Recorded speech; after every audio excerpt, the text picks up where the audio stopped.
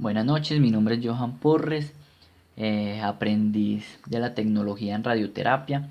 Ahora les voy a hablar sobre los procesos de toma de una radiografía de tórax. ¿Sí? Primeramente, el paciente cuando ingresa a la sala se le va a tomar una placa de tórax postero-anterior vertical. ¿Sí? El paciente en posición postero-anterior quiere decir que va apoyando el pecho, ¿sí? El plano sagital medio se centra con respecto al centro de la placa, ¿sí? Que el paciente esté bien centrado. Se descienden los hombros y se dirigen hacia el buki para estar en contacto con este. Los brazos se colocan en rotación interna y con las manos en pronación extrema. La superficie dorsal de las manos se apoya sobre la cadera con los codos ligeramente flexionados. El eje longitudinal de la placa es paralelo al eje longitudinal del cuerpo.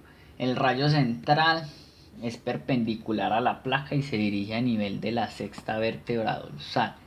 Se centra la placa con respecto al rayo central. La técnica promedio es más o menos de 120 kiloelectronvoltios a 2.5 miliamperios por segundo.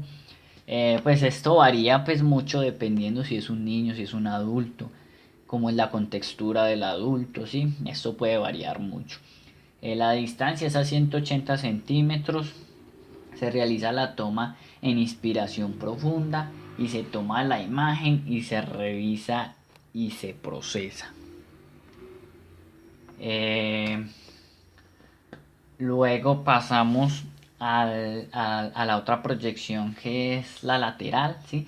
El paciente se posiciona en lateral apoyando el lado izquierdo, se elevan los brazos sobre la cabeza con los codos al frente, el plano sagital medio se halla en posición vertical, el eje longitudinal de la placa es paralelo al eje longitudinal del cuerpo, el rayo central es perpendicular a la placa y se dirige a nivel de la sexta vértebra dorsal. Se centra la placa con respecto al rayo central, se realiza la toma en inspiración profunda.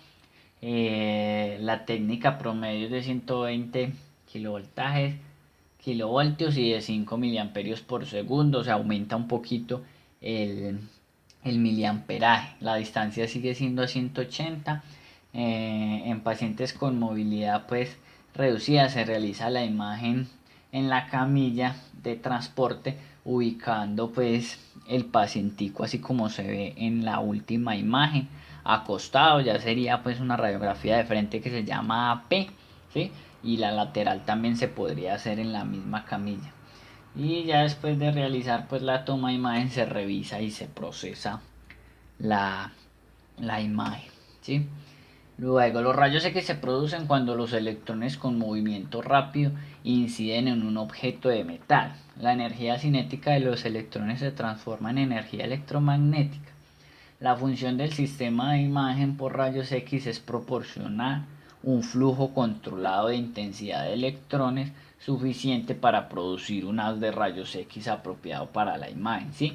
Los tres componentes principales de un sistema de imagen por rayos X pues son el tubo de rayos X, la consola de control y el generador de alto voltaje. La imagen que vemos arribita es la consola de control, se usa para controlar el voltaje y aplicando en el tubo de rayos X la corriente a través del tubo de rayos X y el tiempo de exposición. El generador de alto voltaje, la imagen que aparece abajo, contiene el transformador amplificador de alto voltaje y el circuito de rectificación. Luego tenemos el tubo, que es uno de los componentes más importantes, ¿sí? El tubo de rayos X es donde se generan los rayos X, ¿cierto? En el cual se aceleran unos electrones para después frenarlos bruscamente y de esta forma se obtienen los fotones que constituyen la radiación ionizante utilizada en radiodiagnóstico, ¿cierto? Para ello, dicho tubo consta en un filamento metálico que el cátodo que al ponerse incandescente produce pues una nube de electrones a su alrededor y estos electrones son acelerados mediante una elevada diferencia de potencia que es el kilovoltaje y se les lleva a chocar contra el ánodo, que es la parte positiva, en donde son frenados liberando su energía cinética como fotones que constituyen los rayos X utilizados pues en la clínica, ¿sí? Los parámetros son parámetros de kilovoltaje, corriente y tiempo. El kilovoltaje es el responsable de la calidad de los rayos X, es decir, de la penetración, y el kilovoltaje es el principal factor de control de contraste, es decir, el factor de calidad, el cual se define como la diferencia de densidad entre áreas adyacentes de una imagen radiológica. Cuanto mayor es esta diferencia, mayor será el contraste, cuyo objetivo es hacer más visibles los detalles anatómicos de la imagen radiográfica. El kilovoltaje y el contraste son inversamente proporcionales. La corriente o el miliamperaje es el responsable de la cantidad de rayos X que emite el tubo. Con este factor se mide la corriente eléctrica que se le aplica, ¿sí? El mA, que es el miliamperaje, es el principal factor de control de la densidad radiográfica, es decir, el factor de calidad, el cual se define como el grado de ennegrecimiento de la imagen revelada. Es importante que la imagen posea una densidad apropiada para poder observar adecuadamente los tejidos, órganos o estructuras que ya una densidad demasiado baja, subexposición, o demasiado elevada, sobreexposición, no permitirán esta observación. ¿Sí? El tiempo de exposición se refiere al intervalo de tiempo durante el cual se producen los rayos X. El tiempo de exposición se mide en impulsos porque los rayos X se crean en una serie de pulsos en vez de una corriente continua. Un impulso ocurre cada uno de 60 segundos, por lo tanto 60 impulsos ocurren en un segundo. Para compensar el poder penetrante, el haz de rayos X, un ajuste en el tiempo de exposición es necesario cuando se aumenta el pico del kilovoltaje. Luego pasamos al proceso de una toma de una tomografía de tórax, ¿sí?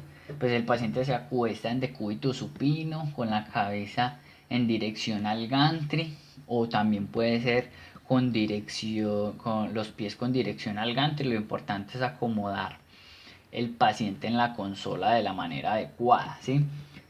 A veces se le pone un apoyo popitleo para la comodidad del paciente y los brazos sobre la cabeza para que no interfieran pues ni den artificio en la imagen. Con la ayuda del láser se centra el paciente a la altura del apéndice sifoides y a nivel a nivel medio axilar, ¿sí? En la consola del equipo se ingresan pues los datos del paciente, nombre completo, documento, edad, ¿sí? Y se selecciona el protocolo adecuado. Con el paciente en decúbito supino, sobre la mesa del equipo se realizan cortes axiales regularmente de 10 milímetros de espesor, de 10 centímetros por encima del 10 centímetros por encima del manubrio external hasta 10 centímetros por debajo de la cúpula diafragmática, ¿sí? Son como los límites. Se observan imágenes en ventana para evaluar mediastino y parénquima pulmonar.